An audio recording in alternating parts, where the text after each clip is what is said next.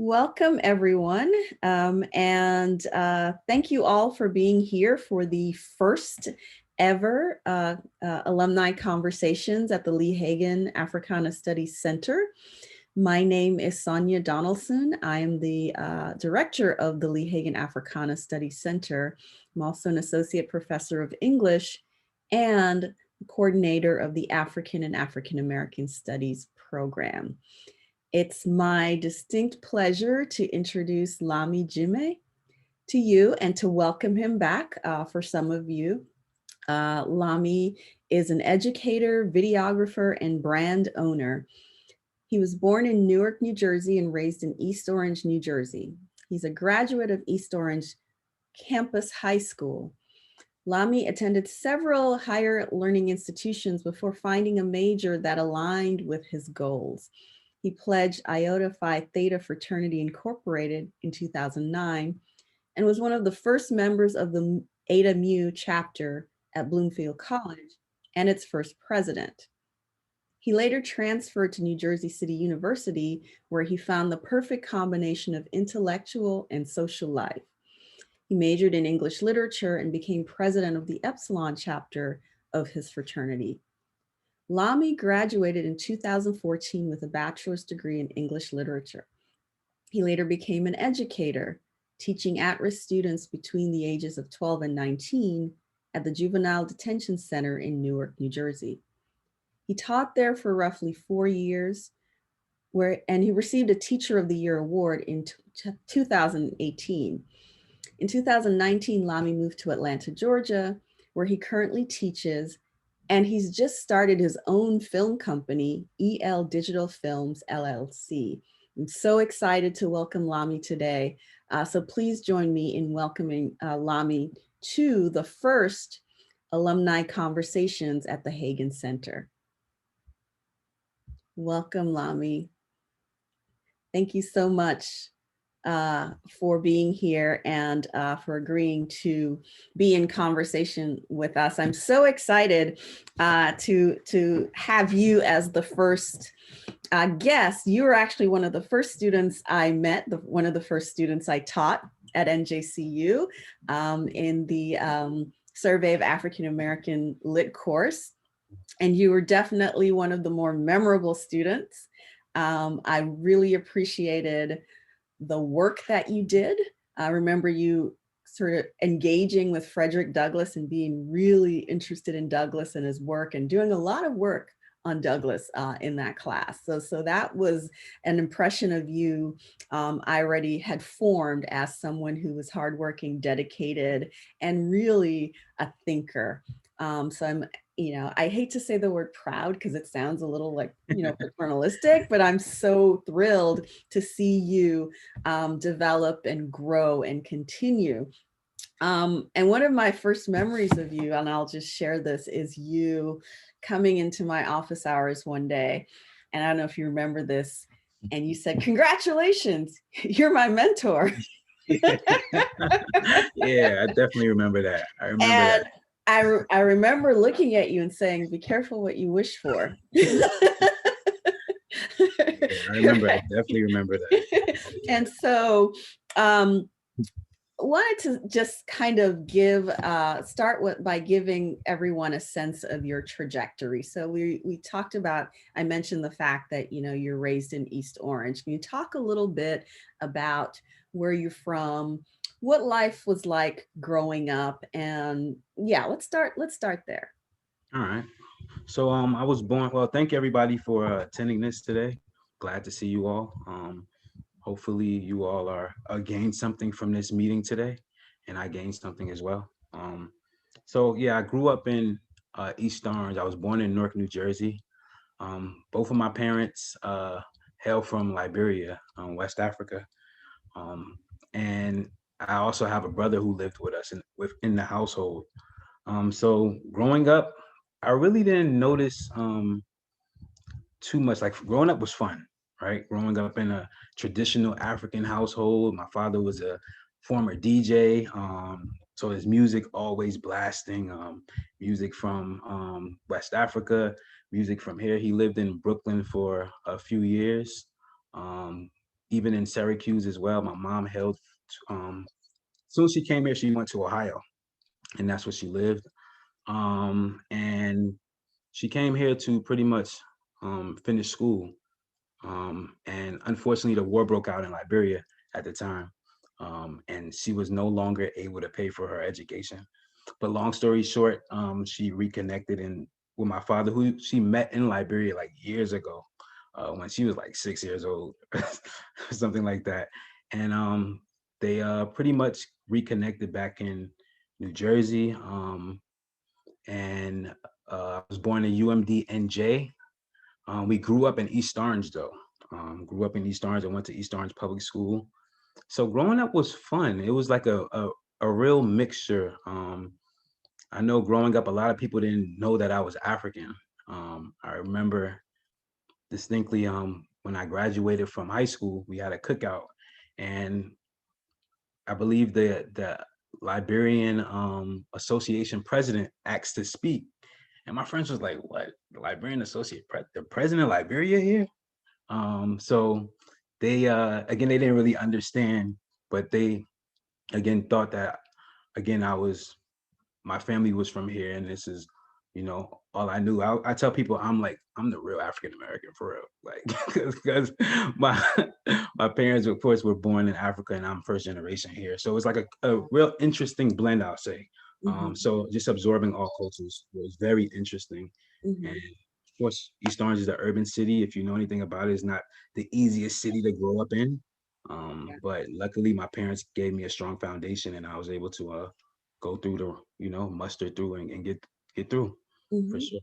And so what was that foundation like for you? Because again, one of the things I remember you saying to me is you are a proud Liberian man, Yeah. right? And so what Mhm. was that like, having that background and that history and that culture and growing up in an African American context?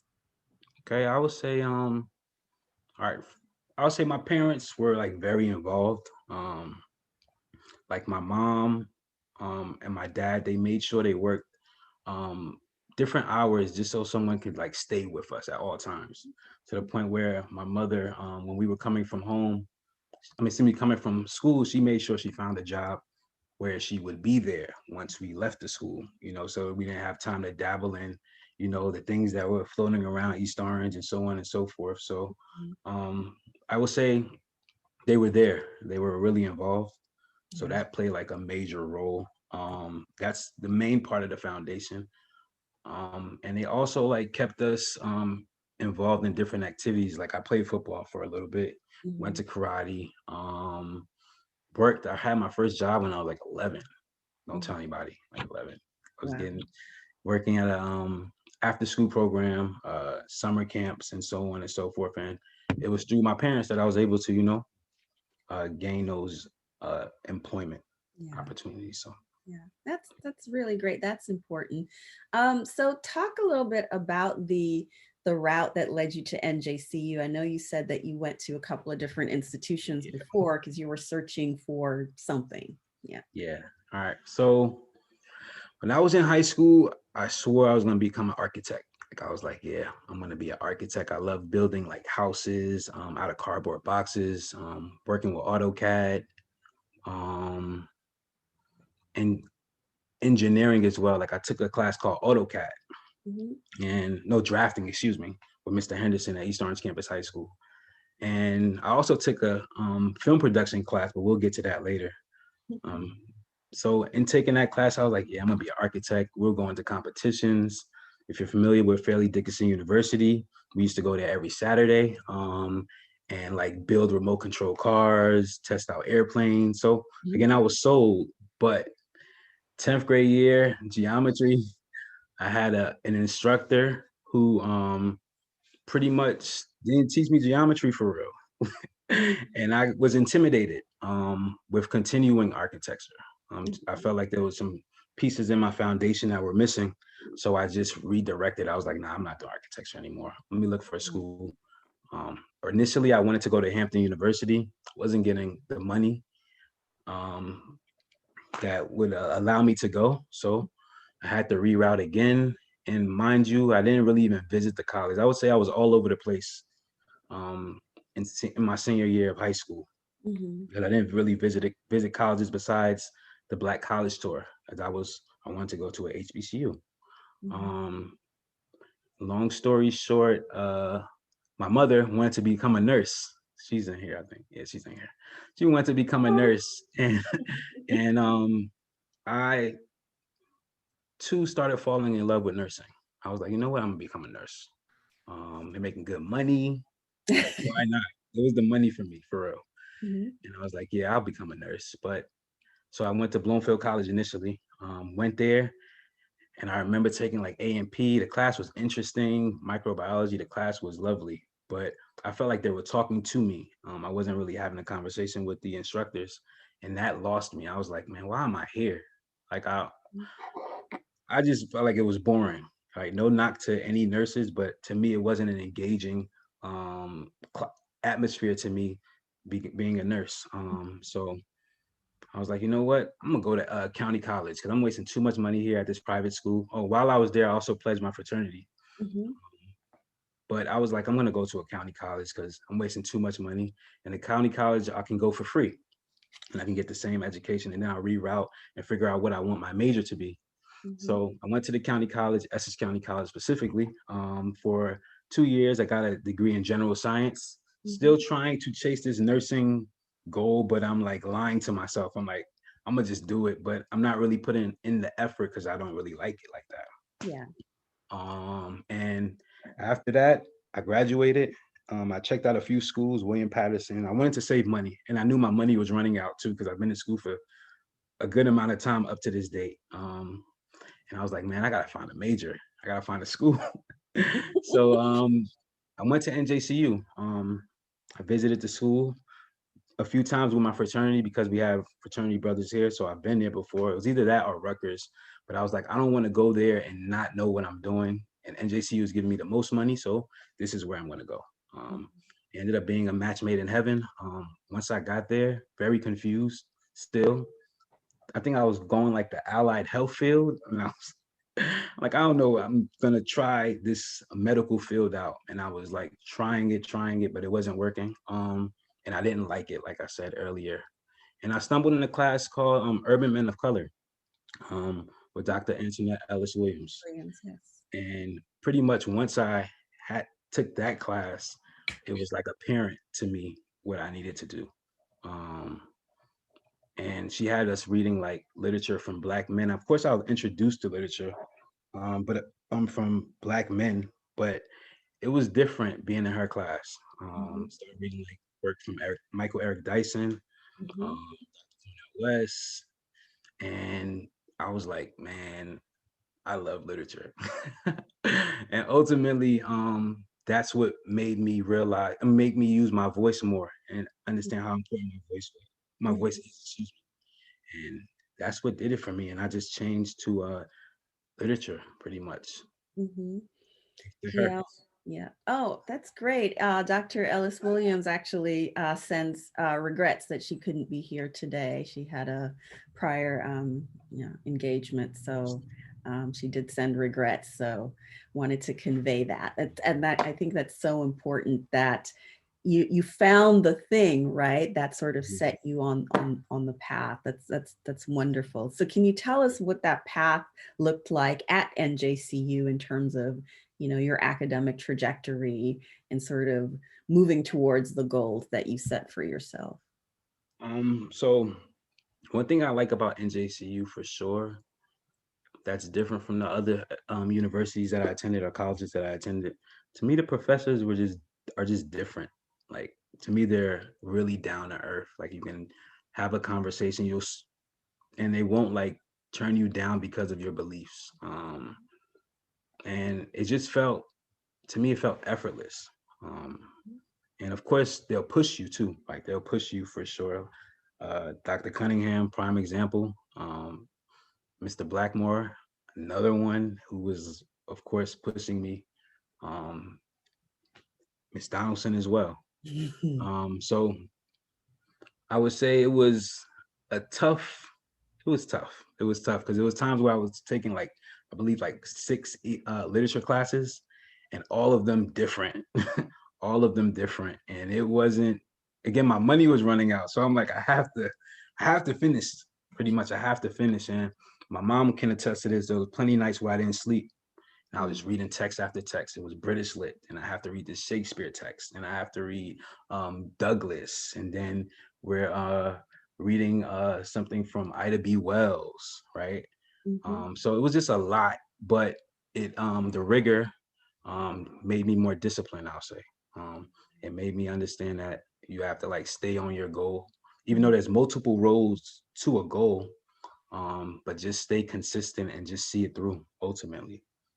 So it was tough. It was very tough, but yeah, coffee was my friend. Yay for coffee. So how did you get to teaching then? Okay, so while I was finishing up, I'll say my last year at NJCU, or my last semester. Matter of fact, my last year. Just rewind a bit. So my first job again was in an after school program in a preschool. So I was already in that setting and working closely with the instructors. And through the years of high school, I always worked in that sphere. But I turned it down. I was like, I don't want to do that. Like, who wants to be a teacher, right? No, not going to teachers.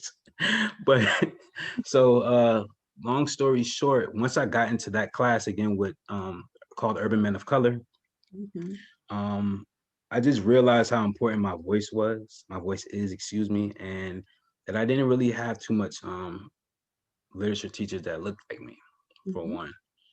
But I understood how impactful that could possibly be, and my love for it. I just wanted to, I guess, introduce students to the same text that I fell in love with. And to me, what better way than to teach them? So ultimately, I started working. My cousin Bianca, she got a job working for Essex Regional Educational Commission, and she was a TA at the time, and she was finishing up her degree. I don't know where, but I know she was finishing up her degree. I think at Rutgers. But she threw me the alley oop basically, and she was like, "You should go be a TA." And I was like, "Well, how much they paying?" Right. So anyway, I pretty much got interviewed by Essex Regional Educational Commission. They started me off at Irvington University Middle High School in Irvington. It's a tough school if you know anything about Irvington. And they placed me with the kids that were like trouble. So were students who were like skipping classes, not going to school for real, getting into fights. And I remember like it was yesterday, the first day I met the kid that they paired me with, I was like, you're gonna make the honor roll. He was looking at me like, who's this guy telling me I'm gonna make the honor roll? And mind you, this kid doesn't even go to class. But literally, 2 months later, the guidance counselor was like yelling and like celebrating. I'm like, why is this lady yelling? But the kid was on track to make the honor roll, because again, I was making sure he was in school every day, having real conversations with him, telling him how important he is, and so on and so forth. And word got back to Essex Regional Educational Commission, and they ended up offering me a position at the Juvenile Detention Center. And mind you, I didn't have my certificate, but I met my boss was like, "You need to go get your license. Like, go get your license right now." So I took the test. But again, at this time, I'm subbing permanently because I have a degree in English at the Juvenile Detention Center. The students thought I was a real English teacher. You couldn't tell them nothing. Because But again, you I was were. giving for sure. But I think the license, not having the certificate, Yeah. of course, I didn't have that stamp of approval. But so I was again teaching them different things while still pursuing my license. I went to Rutgers University, Rutgers North, to pursue the alternate route, and that's where I earned it.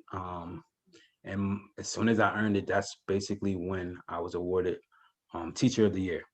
Because again, I've been working there for so long, but they couldn't give me Teacher of the Year because again, I don't have that stamp of approval. Um, I love working there. Like I don't know if you asked me that per se, but I loved working in that space. Mhm, That's what mhm, really, I would say, brought me on that path.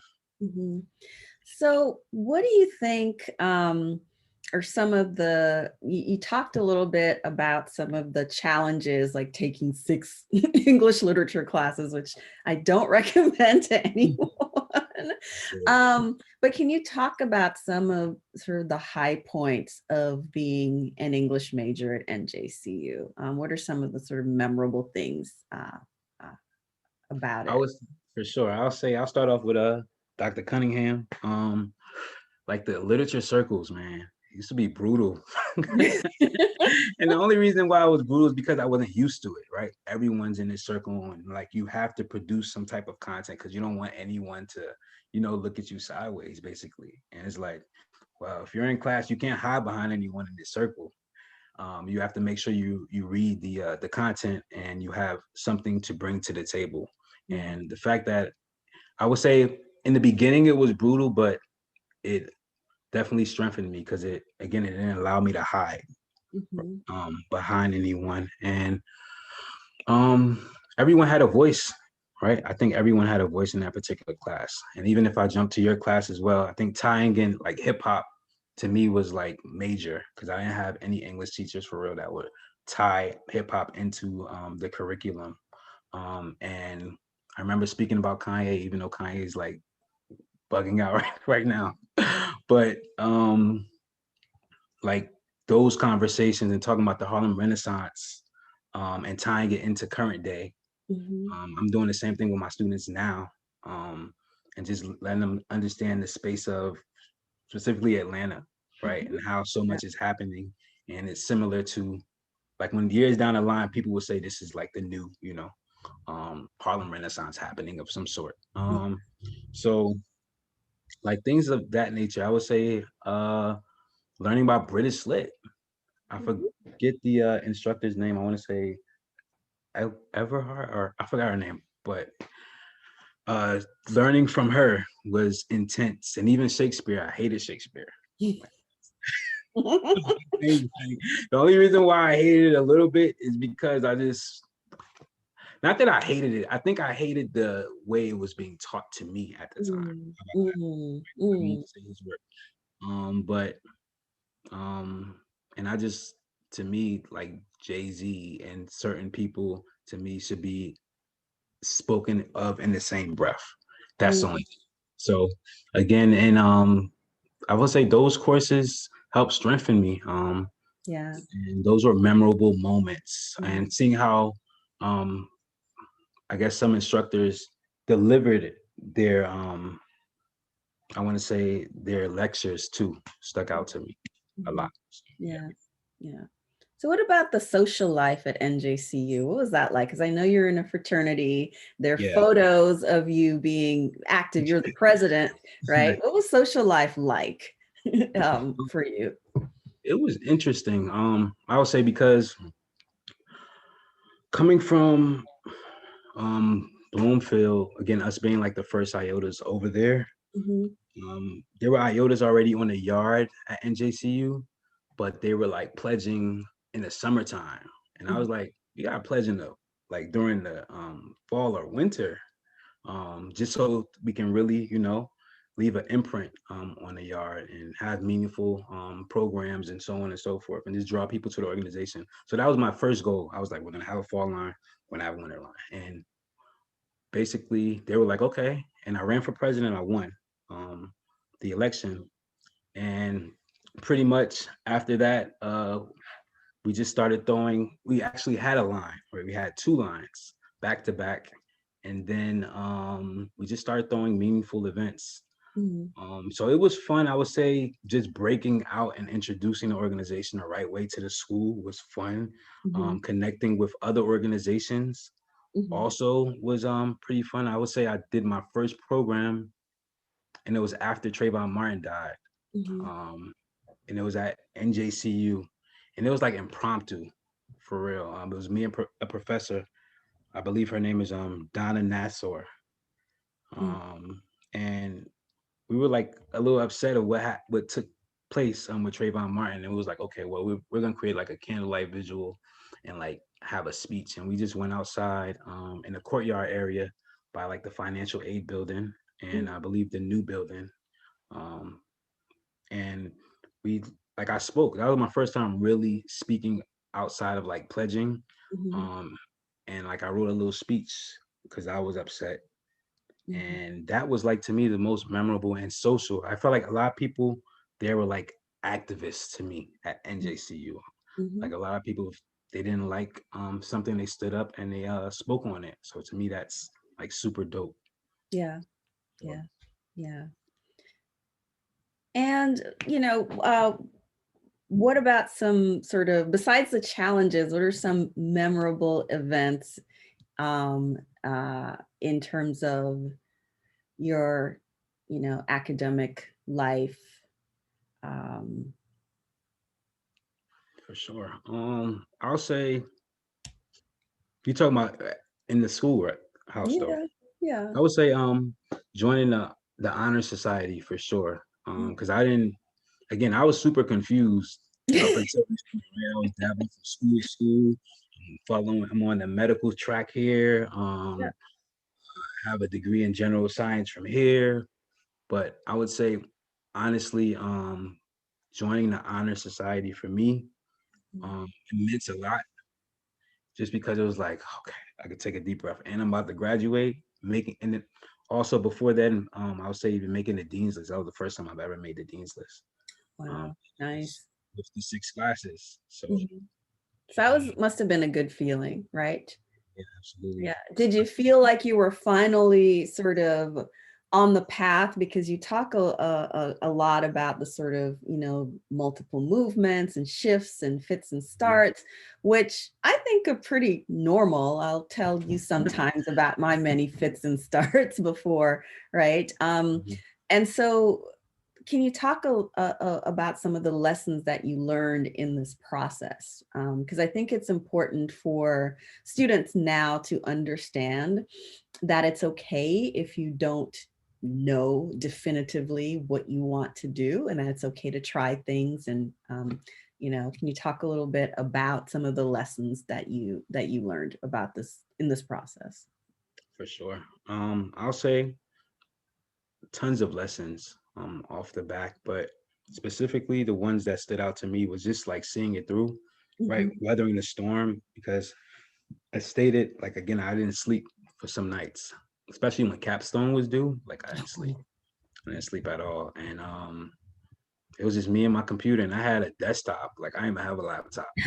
Like some people had laptops. Everything I was doing, I had to go home and get up on the second floor and type for sure. So I Mhm. didn't have that luxury. But again, just sticking through it.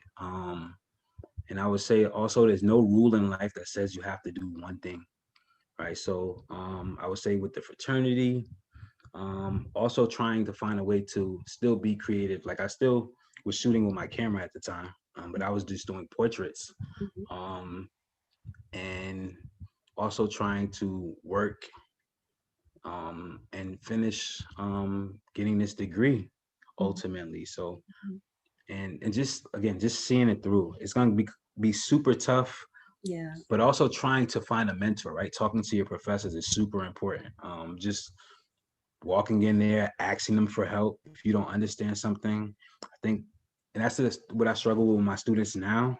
Like Mhm. sometimes they'll sit in the classroom and I'll ask, well, do you understand? And I have to like put them on the spot for them to like, tell me that they really don't understand what's Mhm. happening. So I would say just use your voice, see it through, and there's no rule in life that says you have to do one thing. Mhm. Mhm. Not easy. Great advice. And speaking of not doing one thing, you've kind of been branching out in the last year, right? Into going into videography. Can you tell us, how did you get to videography? What about it was appealing, and sort of what led you there? All right. So I would say the camera, just having the camera first led me there. I remember, I would say maybe like 12 years ago, Mhm. um, my uncle who had a Nikon, he would always take pictures at like weddings. I remember him like being super tired, and he was like, "Here, Lamie, take the camera. So here I am with this camera, and I'm like, man, I don't, I don't know what to do, and it's a wedding, and I'm just snapping. It's the reception though. It's like his niece's reception. So I guess he took all the pictures that he really needed, but he was confident to hand me the camera. And my pictures sucked. Like everything was blurry, and I was like, man, I had this huge camera, and all my pictures look blurry. I didn't understand the mechanics of the camera. Mhm. So I took it on as a challenge, and I was like, it's fun. Like I like what I'm doing, but I just don't get it. And I remember him distinctly leaving like his camera with us. This is my godfather. He would just leave his camera with me for like, and it's an expensive camera. Like, I don't know why this man keep leaving his camera here, but I'm gonna practice with it. So I was practicing, and just getting better. Um, just shooting weird things, shooting myself, shooting my brother, just taking pictures of everything. So I would say that's how I started off. But Mhm. again, I want to even go back to video production in high school, like getting that opportunity to be in that class, kind of Mhm. like planted the seed early, even though I didn't like follow through with it. In undergrad, it still like gave me some sort of foundation to even briefly understand like panning, zooming in, zooming out, bipods, and just like a little background knowledge of camera about cameras. But yeah, I started taking. I can like, can I share some stuff? Yeah, let's take a look at what you've been up to. I'm actually pretty super excited to see some of the work. So we're sharing the screen. So yeah. All right, cool. So I'll show you all just a few portraits that I was taking. And even with these portraits, I felt like I'm still like learning. This is off my Instagram too, but I'm gonna show a video later. But this is just some images. I don't know if you all can see. Can Yep. y'all see this? All right, so Yep. like this was one that I shot with a designer. It's called Everything. Her brand is called Everything Rogue, and she like makes African gowns with like a huge poof at the bottom. And I remember she had like a billboard in Manhattan, Times Square specifically. So that's something. Let me see. And I was just into like mirroring my images. I felt like it was just like an interesting effect for me. This is my brand. This is our first shirt, Mhm. actually. It's Oh supposed to be like a wow. soccer jersey. So it's like mesh material. And we was just doing a shoot. And again, I was just trying to find a way, find my niche, if that makes sense. Again, the same mirroring effect. Which one is this? This is one of her gowns as well. Mhm. Everything Rogue. And that's pretty much it that I would like to highlight at the moment. Here's some more things as well. Mhm. Makeup shots. Again, I feel like when it comes to photography, Mhm. um, to me, I love it, but I feel like it's a little limiting. Mhm. I feel like I can't really tell a real story with Mhm. just an image. Of course, people can branch off and have their own ideas and conversations, but to me, Yeah. if a film, you can really like Mhm. see, all parts. To me, it's more dynamic, and that's why I dived into film. Right. So you've headed into film now, and I understand you just completed your first music video. Yeah, shot my Yeah. first music video. Can we take a look at that? Sure, And then you sure, can tell us about the video and the process later. I'm excited about absolutely, this. absolutely. Here we go. Let me just open it up. Give me 1 second. Okay, no worries. Yeah. Hey, this is my first video I actually shot with gentleman I consider my brother. He's actually in here, Lance. Hey, Six Lance. Man. His rap name, his artist name, excuse me, is Six Man. And yeah, we created a piece of work. I want to say 2 weeks ago Oh, out okay. here in Atlanta. And we were originally weren't even gonna shoot this particular video for Mhm. this song. We Mhm. had another song in mind, but as my phone continued to play, it went right into the next song. We was like, we got to go with this one instead of. So it was like a audible that we made, and to me, it just fit the scene. So I'll show you all right now. Let me share, and let me make sure I'm sharing the audio as well. Yes. All right. Hopefully, it's not too loud.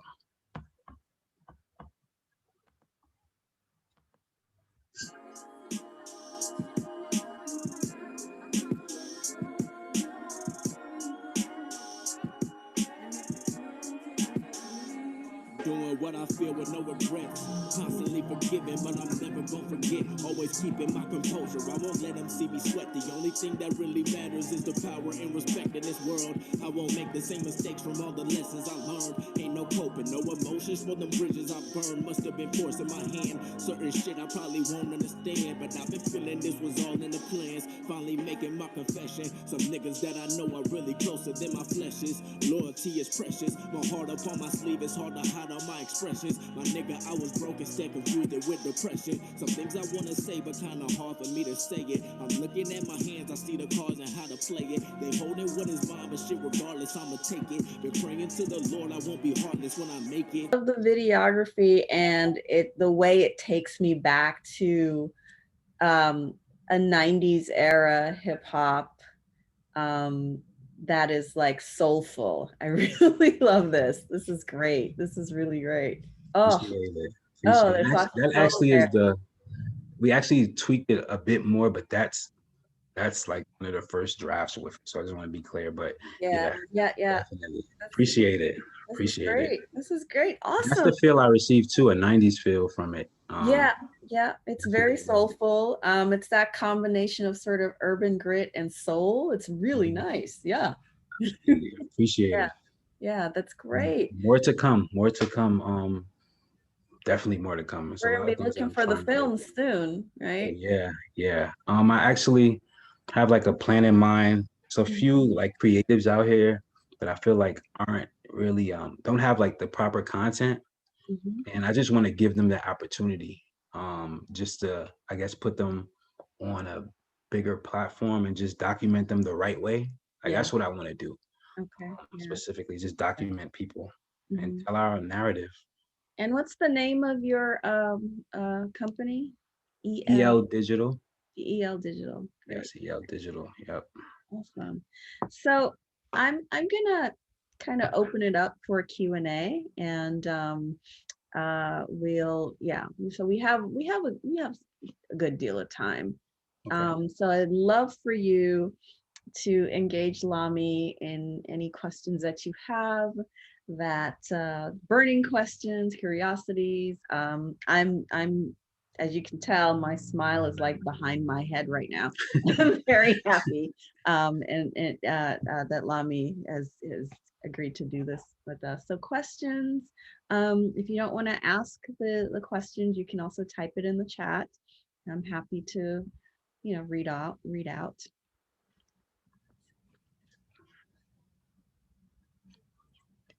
So questions for Lamie. Theta, hey.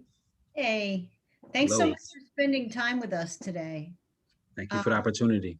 Yeah, I was just wondering if you had thoughts about advice for students graduating now, graduating in the midst of the pandemic. It's always been a hard transition, but I'm thinking about the students that I work with who are graduating. So advice for professors who have graduating students, but even more so for students graduating at this time. Okay. And you're talking about like post graduation.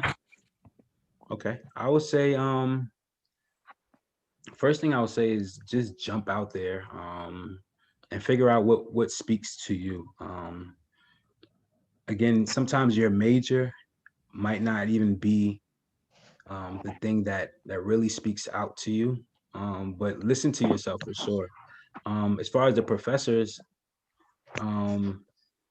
and the advice to give the students, correct? Yeah, I would say for the professors, just I would say try to stay connected with the students. It's super important. Because sometimes students, depending on where they come from, they don't really have too many people in their corner that can even help guide them. So just I would say keeping that door open for communication, or that line open for communication, is super important, because it's tough out here. I think it was plenty of times where I just messaged one of my professors to even ask them a question based off of, let's say, it could be a question on for my practices, right? Teaching. I would say, which books do you think I should recommend for these young Black boys or Black girls to read, and things like that. So I would say keep the line of communication open.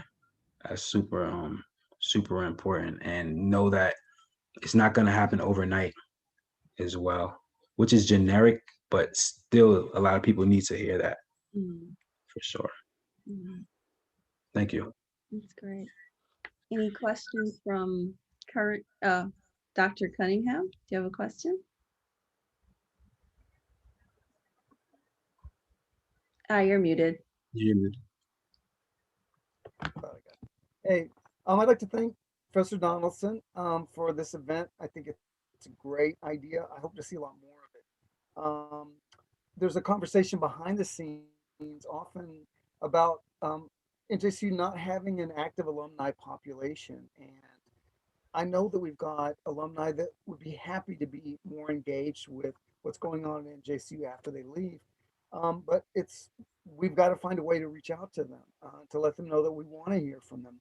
So anyway, thank you. Lamie, it's great to see you. I was impressed with you as a student, really enjoyed working with you, and have loved to see everything that's happened to you since then. You said all kinds of things. I just kept wanting to say, which was part of the experience of having you as a student. You're a provocative thinker, and but I'm really impressed by your service, and I liked some of the things you said about teaching. I think one of the best things that we can do as teachers is to imagine what students are going through. So when you talked about reaching out to a student and they were, just saying, you seem to be, how can I help you with? And they look surprised. I see you as an A student. They seem shocked. And that really speaks to an educational experience that makes, I'm actually not sure what that educational experience is, where instructors aren't individuating you, where they're not seeing you as a member of a classroom, but also as an individual who's in an academic journey. So I know you talked about it a little bit, but I'd like to hear a little bit more about what you think about NJCU as an institution, because it's my dream job, and it's small class sizes. It's the kind of students I want to serve, students with lots of intellectual and emotional energy around learning that often haven't been given a lot of other opportunities. So are there particular things about the NJCU experience? Because there's ways of seeing it as not the best school. It's not Princeton. I would never want to teach at Princeton. But I wonder if there's a way that you see something special going on at NJCU and something that we need to work on to make it better. Absolutely, that's a great question. Thank you for that.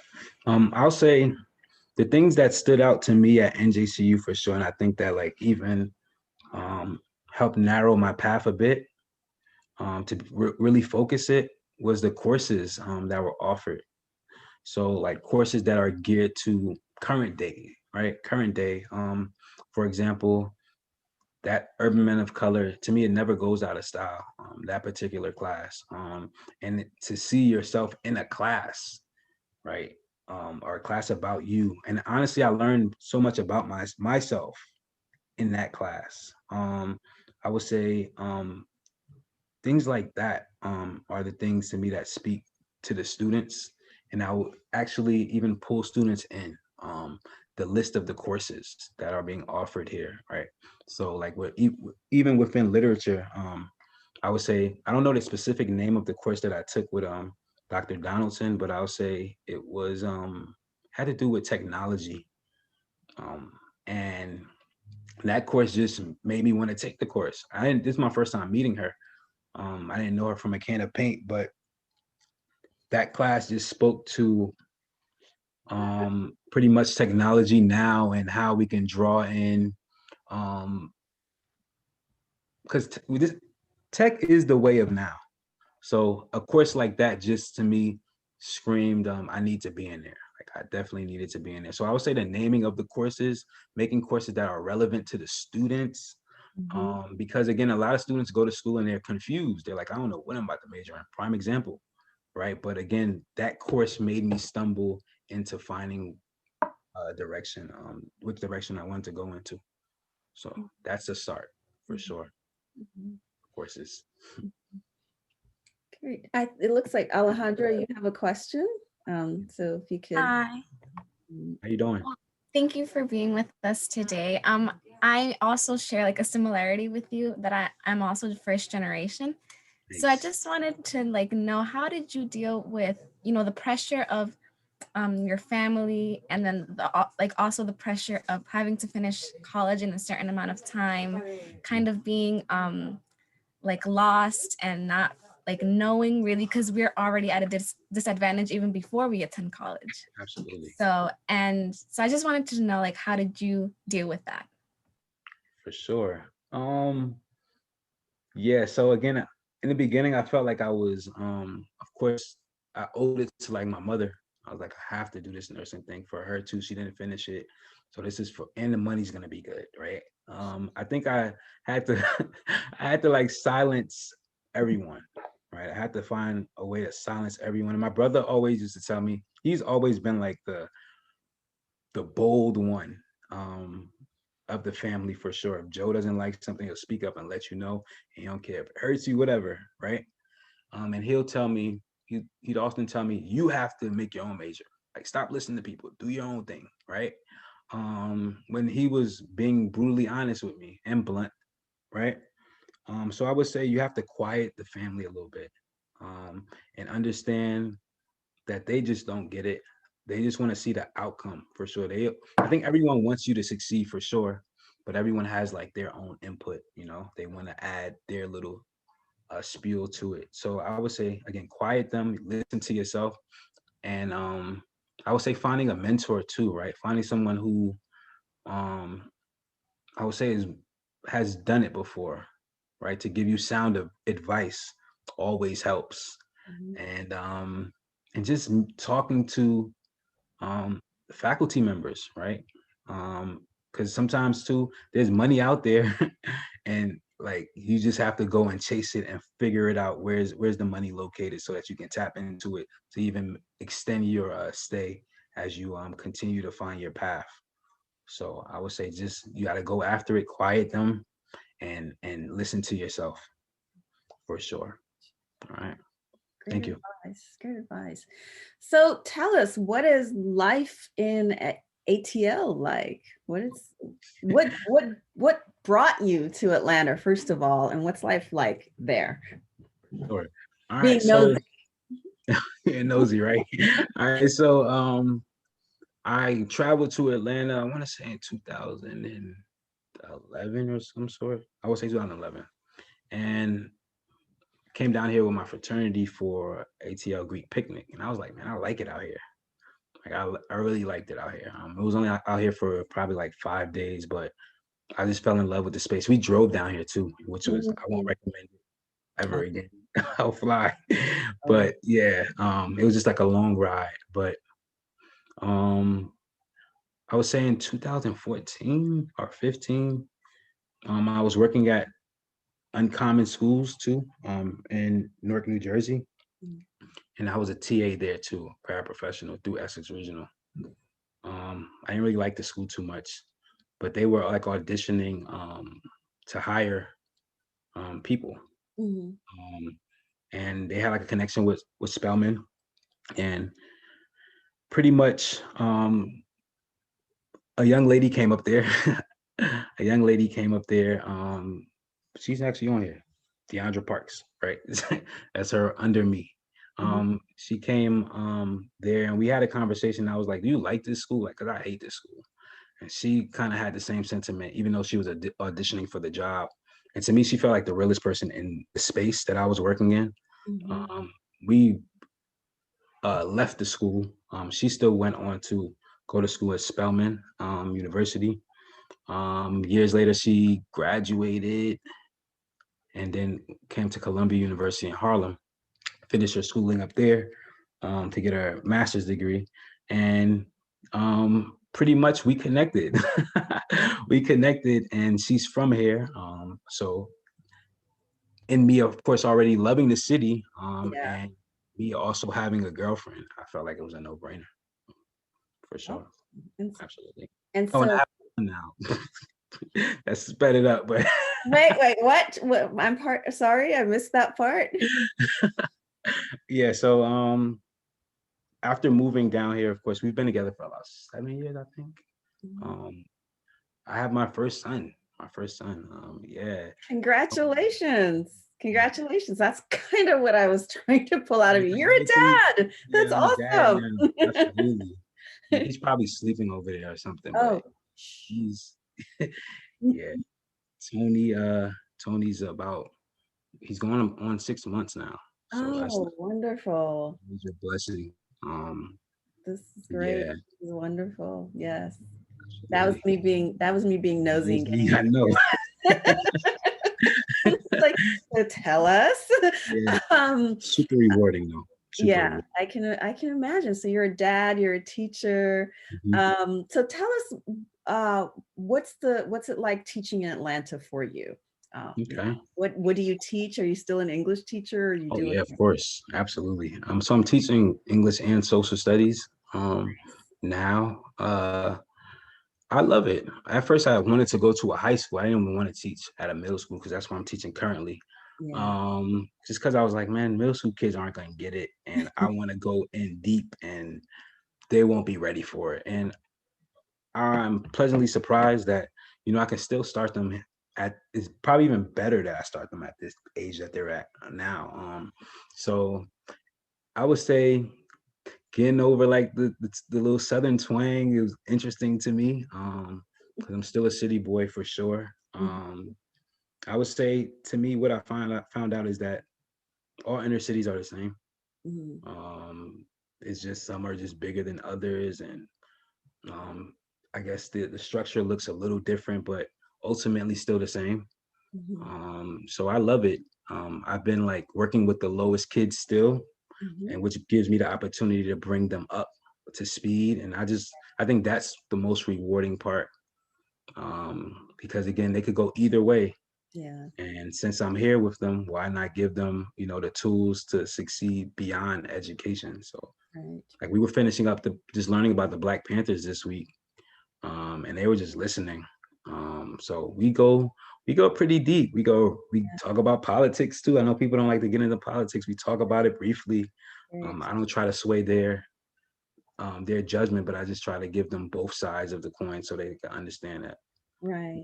that they And both what a perfect place to be in at this moment to be talking to kids about right. politics, right? Yeah, You're at the absolutely. heart of it right now. Oh, Yeah, this no, is for great. sure. It's wonderful. So I'm so excited for you. I'm so happy for you. Thank you. Um, you're one of the most memorable students, and having you in my first class at New Jersey City University, my first year at the university was meaningful for me. Having the Appreciate it. what you represented, right, which is as you say, a very proud Liberian man. You're a proud African man, and I love that. I love that energy. I love the fact that you already were standing strong and proud, right? And so Absolutely. I can see that you are trying to instill that sense of pride in students while Mhm. also attending to the intellectual development, which is so important. And it's also really important, as you mentioned a couple of times, for students to be educated by people who look like them, right? And it's Mhm. not just a matter of a Black body in a space, but that you bring a cultural competency and a sense of shared history. That's really important for students. And I Mhm. think you've pointed that out when you talk about your interactions with students in difficult spaces and circumstances. So I really appreciate you agreeing to do this. Thank you. um, any final thoughts? Let me find out if there are any more questions before I turn it over to Lamie for final thoughts or words. Any other questions? Okay, so I'm going to turn it over to Lamie and Well, just I, final I words. did have a question. Oh, hi, Larry. Hello. You know I was gonna have to say something, Jay. Uh, That's my coworker. First of all, I'd like to say I'm so very proud of you, man. From the moment I met you, I thought you were an upstanding young man, and we, connected together, and our friendship has blossomed over the year and a half or so we've been working together. Can you talk about your experiences as, you know, you're a new father, and I'm sure your perspective has changed, and that you're a new father. How does being a new father, how does that kind of change your perspective or how you approach teaching the youth that we deal with in the setting that we're working in? And I'm not necessarily talking about virtually, but just the overall educational, your educational experience, and how do you look at, you know, teaching the youth now that you have your own seed that you're trying to raise yourself? Absolutely. Thank you. Thank you. That's a great question. Of course, he's a father as well, so he kind of gives me game from time to time. But I'll say, I'm just understanding how important it is for these moments right now, like just giving him the foundation. Of course, I see students struggling, and some students don't have both parents around, or let alone even a father. The students that are around. So I think it's just important to give them the foundation. And I would say I'm a little bit more, and I feel like I've always like cared for sure. It might be a little different now. I don't know. It might be a little different now. I don't think my message has changed. I would say, again, I still want everyone to succeed.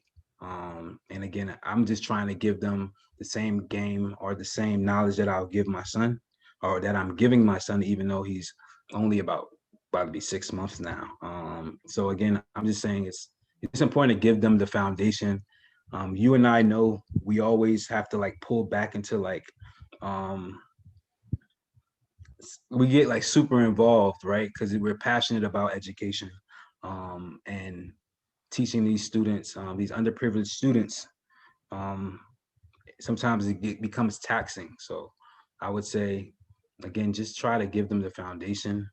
I feel like that's the best that I can do, and act as if they are my kids, because they are my kids ultimately. So I'll just treat them as basically with the same respect and regards that I teach my son as well. So hopefully I answered your question. Thank you. Thank you, Thank Lam. you. Do we have other questions? Okay. So before we close out, I also want to say, since we're talking about foundations and you began by talking about your parents and how they served as a foundation for you, I also just wanted to say, give an acknowledgement to your partner, Deandra, right? Yes, yes, you said it right. She might be tending to the little Yeah, man. yeah. Yeah, Yeah, for I sure. just Hi. wanted to, hi, Deandra. I just wanted to say, as we're talking about parenting and the foundation, and just acknowledge your role in that as well, in laying a strong foundation. Um, yeah. So if there are no other questions, I will say thank you, Lamie, so much. We appreciate you. I appreciate you for saying yes immediately. There was not even a question about it. And so thank you again. And thank you again for giving back to NJCU in this way. It's really important that I think students now have the opportunity to see you and your trajectory and your path, and like understand or see a possibility for themselves in your journey. So I really appreciate you being with us today. Thank you everyone for coming, and have a wonderful, wonderful weekend.